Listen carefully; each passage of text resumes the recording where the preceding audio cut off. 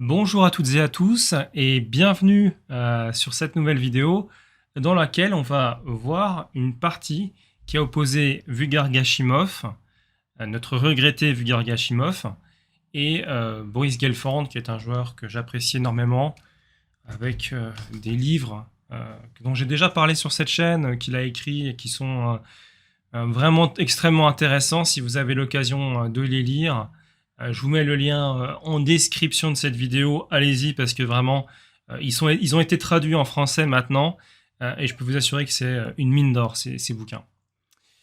Et donc dans cette partie, pourquoi est-ce qu'on regarde cette partie? C'est une partie d'attaque, donc les blancs vont attaquer le roc des noirs et il va y avoir un coup de pion qui va permettre de forcer le gain.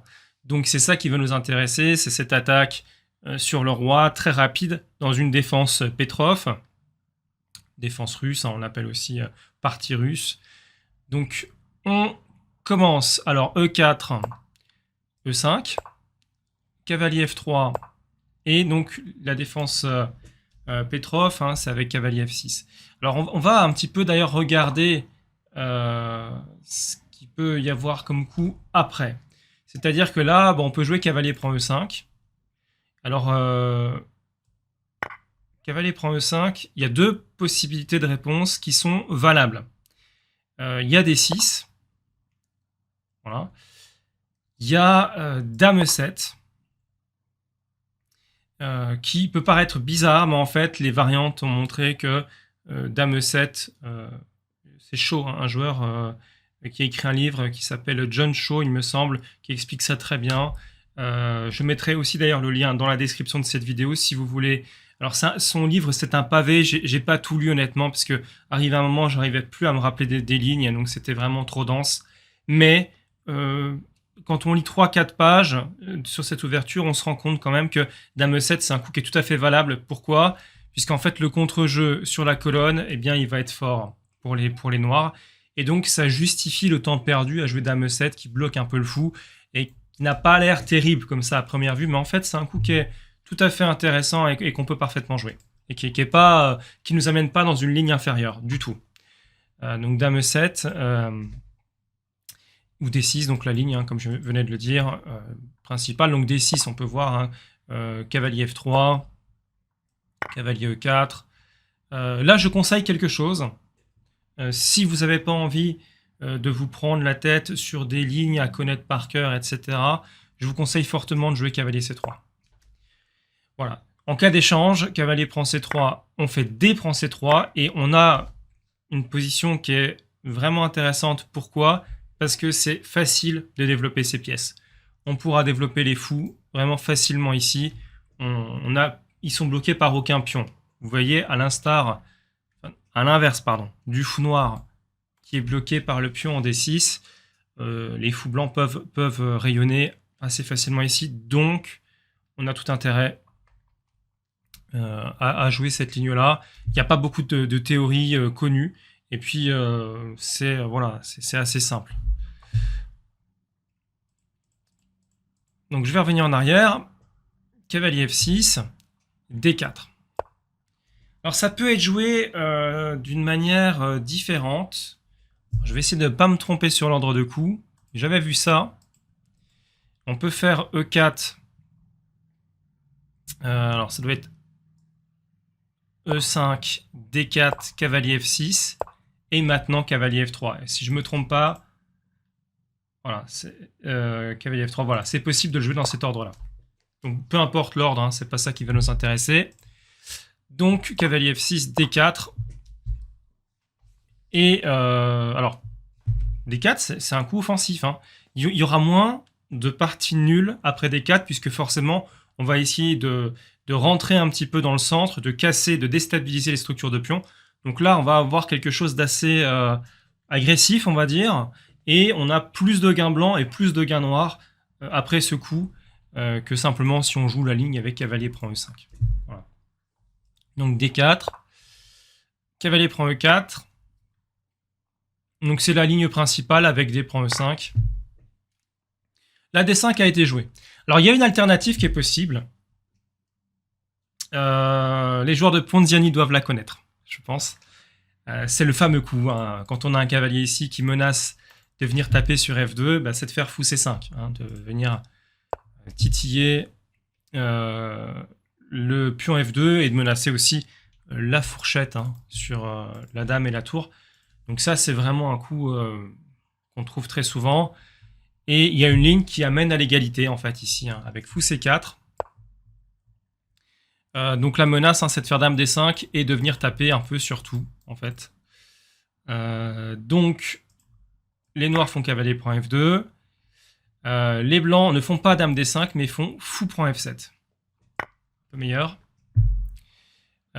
Pourquoi? Parce que sur dame D5, hein, j'imagine simplement dame E7. Alors, je suis pas... Oui, voilà, dame E7 simplement. Semble fonctionner, protège à la fois le fou et le pion. Et le cavalier continue à attaquer la tour. Donc ça va pas du tout. Donc il faut faire fou prend F7, qui déroque, qui gagne un pion. Donc ça, c'est top. Roi prend. Dame D5, et là, on rentre dans la ligne avec dame D5, roi G6, dame prend C5. Cavalier prend H1. Bon, là, ça a l'air un peu flippant, cette histoire, puisqu'on perd la tour. Mais en fait, on va avoir du contre-jeu sur le roi, et on aura des possibilités de faire nul avec des échecs perpétuels. Le roi noir est pas suffisamment en sécurité pour que les noirs puissent prétendre à gagner cette partie, si jamais les blancs jouent bien. Mais attention, il va falloir bien jouer, hein. Il ne va pas falloir se tromper trop souvent, sinon la partie peut très vite tourner. J'ai noté les deux autres coups, cavalier C3 pour développer les pièces et aller titiller le roi, H6 pour tenir la case G5 et laisser la case H7 accessible pour le roi noir. Et cette position, elle est censée être complètement égale. Donc D prend E5, et du coup le coup joué par Gelfand, c'est pas fou C5, c'est D5. Donc là, le cavalier en E4 très gênant, il est très bien placé. Et d'un autre côté, le pion en E5 est plutôt pas mal, on a pris un peu d'espace au centre. Donc on va plutôt laisser notre pion sur E5 et on va essayer d'échanger en fait ce cavalier qui est en E4 ici. Donc cavalier BD2. On propose l'échange. Alors ici, cavalier prend D2 est la ligne principale, et en fait après cavalier D2, il faut faire dame prend D2. C'est ce qui permet de continuer à exercer une petite pression ici. Et puis voilà, on a certes le fou qui est un peu bloqué, mais on pourra assez facilement le débloquer par la suite. Donc cavalier D2, les noirs vont retarder l'échange ici. Donc Gelfand va jouer, Boris Gelfand va jouer cavalier C5. Après quoi, cavalier B3 est joué, donc on continue, hein, à amener cet échange.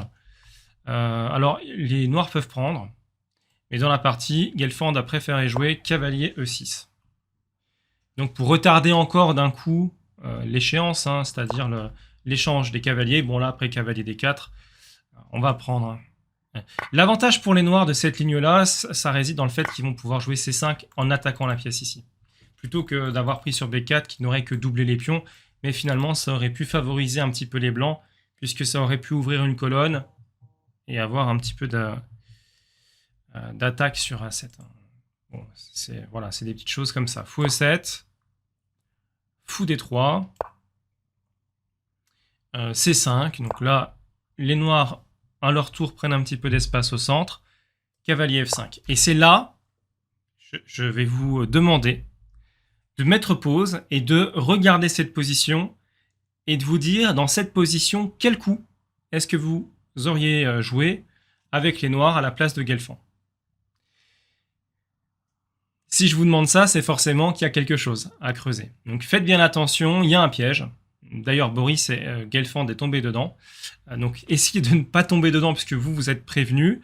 C'est pas évident, hein, de voir la continuation, mais si vous jouez pas le meilleur coup avec les noirs, ou en tout cas, il doit y avoir deux coups qui tiennent ici, mais si vous jouez pas ces coups-là, vous pouvez assez rapidement surtout vous faire punir.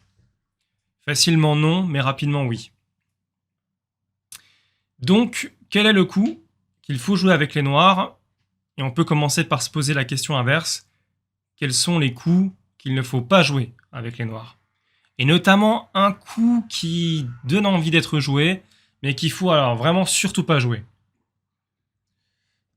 Ça, c'est des choses thématiques. Hein, je ne vais pas donner le mot exact puisque ça vous mettrait sur la voie, mais c'est thématique dans ce genre de position. Donc voilà, mettez pause hein, si vous voulez continuer à chercher. Moi, je vais vous donner le coup qu'il ne faut pas jouer avec les noirs et je vais vous expliquer pourquoi il ne faut surtout pas jouer ça. Donc le coup qu'il ne faut pas jouer avec les noirs, c'est petit roc. Alors pourquoi? C'est pas si évident. Hein. Là, il y a pas mal de calculs quand même. Bon, on sent qu'il peut y avoir quelque chose, mais c'est pas si évident de calculer toutes les lignes.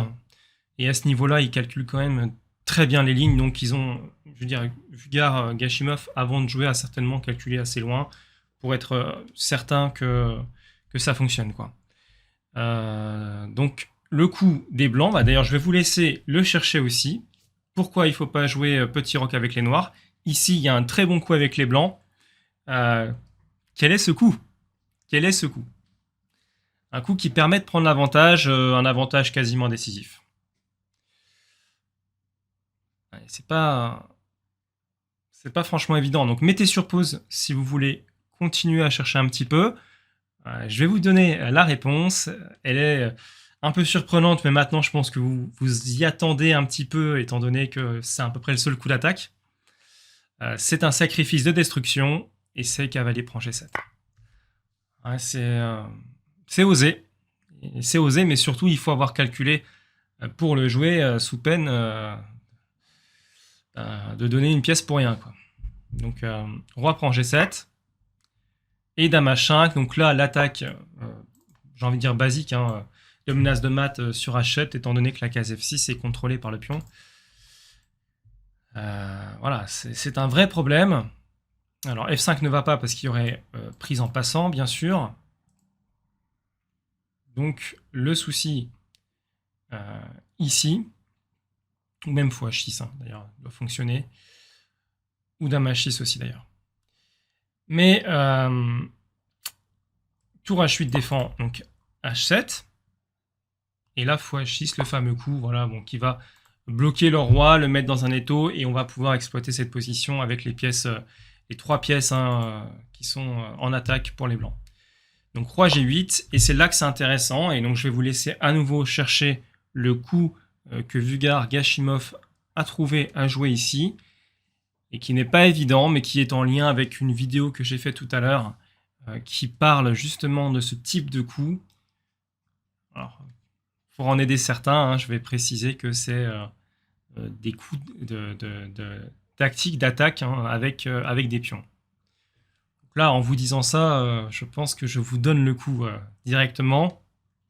Mais bon, ce qui est important, c'est d'essayer de calculer ce qui se passe ensuite. Hein. Donc, Vugar Gashimov a joué E6. Et ce coup est gagnant. Il y a 2 variantes principales qu'on va regarder. La première, donc ce qui a été joué dans la partie, c'est F prend.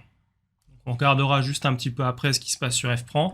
Pour l'instant, on va regarder plutôt déjà si jamais les noirs font fou prend. Et je vous laisse chercher comment les blancs peuvent gagner ici. Alors, ils gagnent beaucoup de matériel. Ils gagnent énormément de matériel ou alors c'est mat. Donc, mettez sur pause, essayez de voir comment est-ce qu'on peut aller mater ou en tout cas attaquer très fortement le roi noir ici.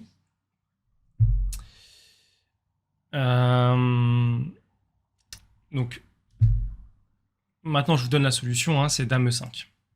Menace de mat en G7, bien sûr. Fou F6. Mais qui n'empêche pas le coup dame G3. Hein. Donc, si, je précise que si F6 avait été joué, ça n'irait pas non plus, puisqu'on aurait dame prend E6 mat, ici.